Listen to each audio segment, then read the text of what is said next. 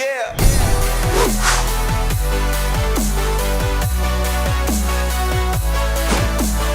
Welcome back to the Gridiron Expert.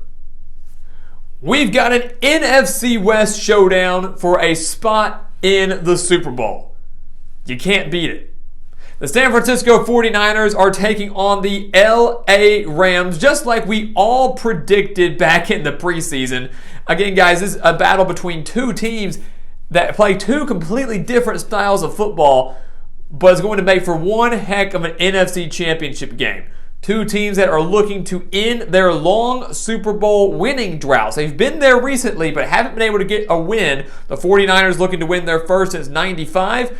The Rams looking to win their first since 2000.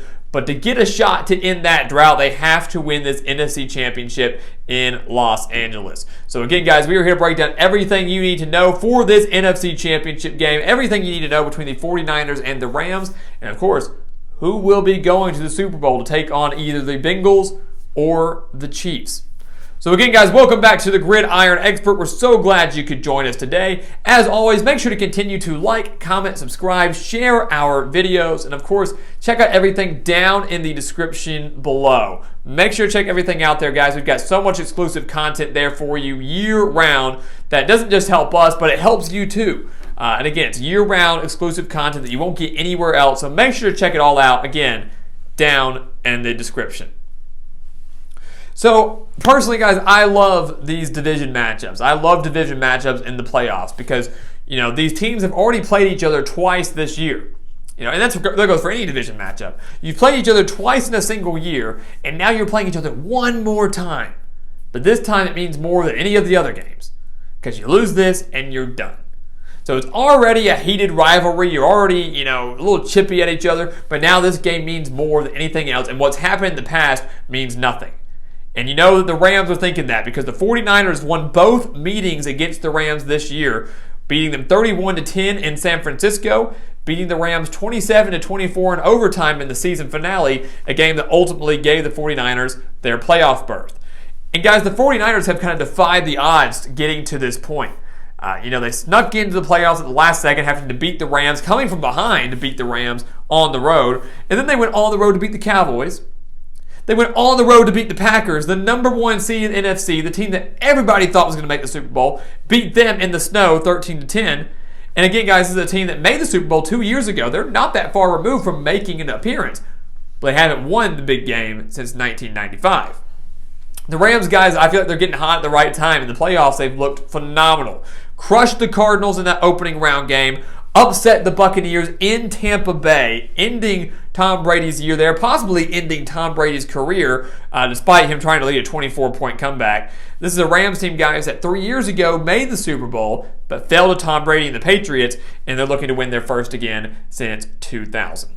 So let's take a look at the offense. What are both teams dealing with here going into this NFC Championship? We look at the 49ers. I would say this offense has been relatively quiet. The 49ers are not necessarily one of the more flashier offenses in the league. When you think of flashy, you might think of the Rams, you might think of the Chiefs, maybe the Bengals now, but you're not thinking of San Francisco. This is a team that averages just 25.1 points per game, but I will say they're extremely balanced. 261 passing yards per game, 127.4 rushing yards per game.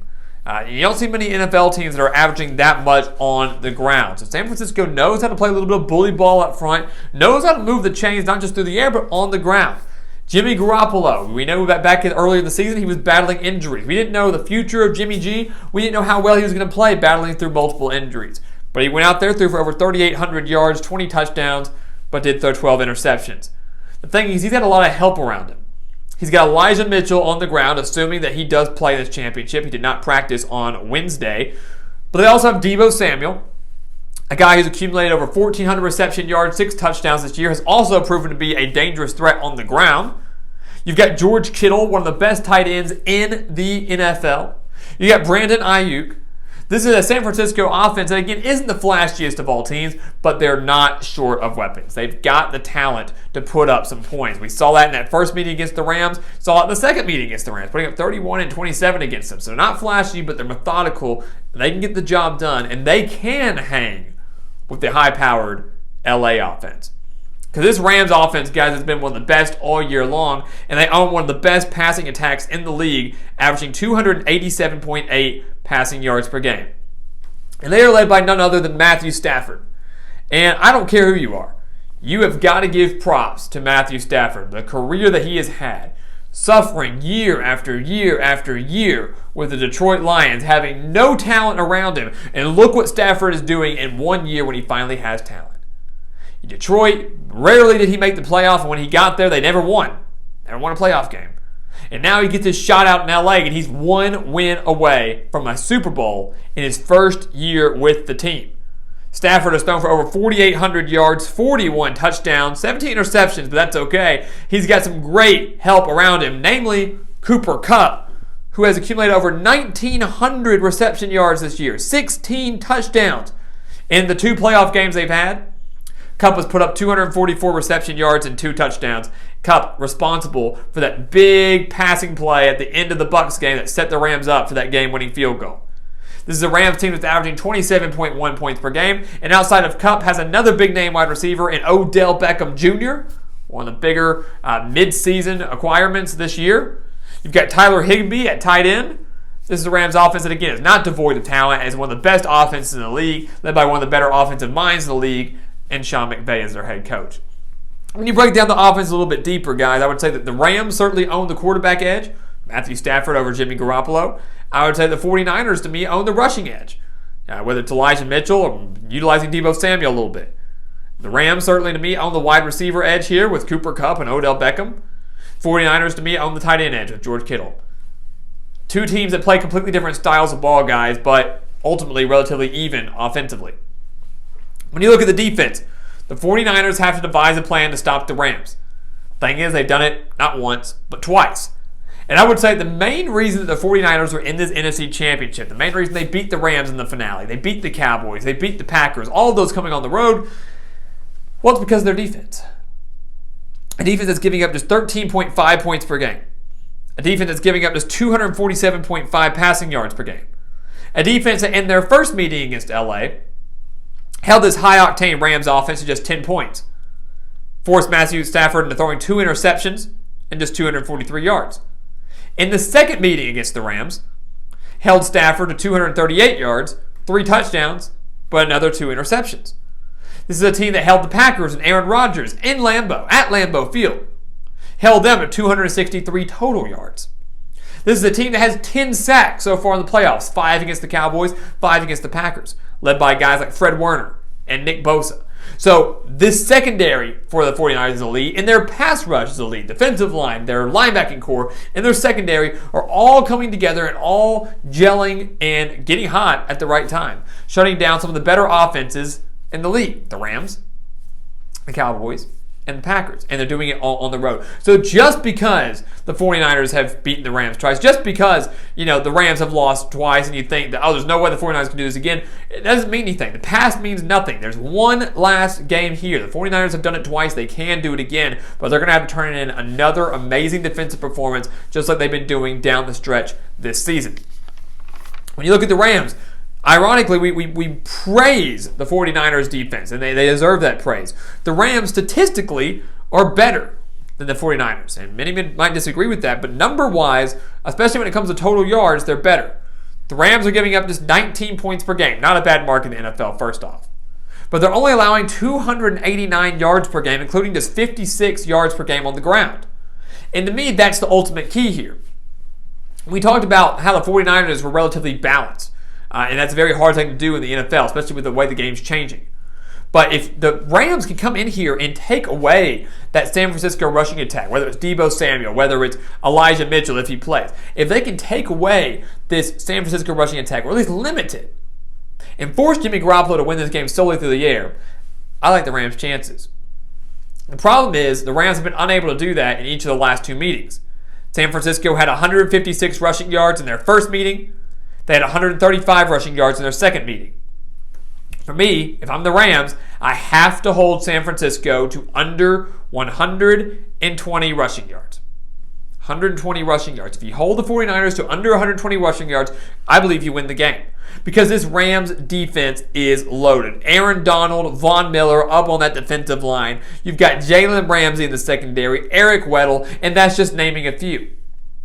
That's just naming a few. If you stop the run, you're okay because this Rams secondary is good enough to shut down Jimmy Garoppolo. And Jimmy Garoppolo, to me, has been relatively inconsistent all year long.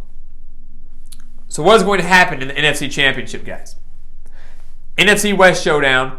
The third meeting between the 49ers and the Rams. The 49ers winning both, but the third meeting in a single season. What's going to happen? The 49ers won both earlier in the year. So many would think they can do it again, right? We always say it's hard to beat a team twice, let alone 3 times, right? Can they do it for a third time? 2 times on the road. It'd be their 4th straight road victory. They pull this one off. I don't see it happening. I don't see it happening. This Rams offense, guys, is gelling at the right time. You know, early in the year, the Rams were hot. They had a couple of rough patches there. Even at the end of the year, losing the 49ers. But in the playoffs, they've been on fire, crushing the Cardinals. And going into Tampa Bay and taking down Tom Brady like that, that's not an easy thing to do. That's not an easy thing to do.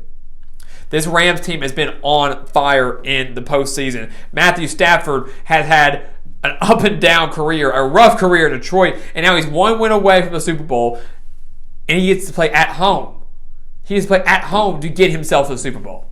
Sean McVay, Matthew Stafford, they're not going to allow themselves to lose this game. They're not going to allow themselves to lose this game.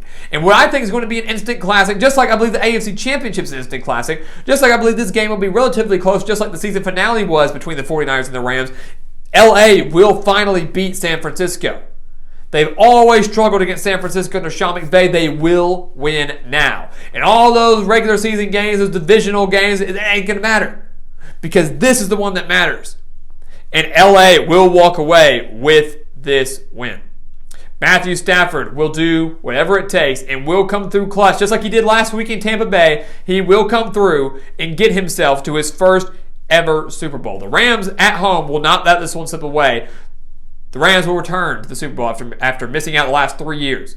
They will make Super Bowl 56. The $1 million question will be, will they play the Bengals or will they play the Chiefs?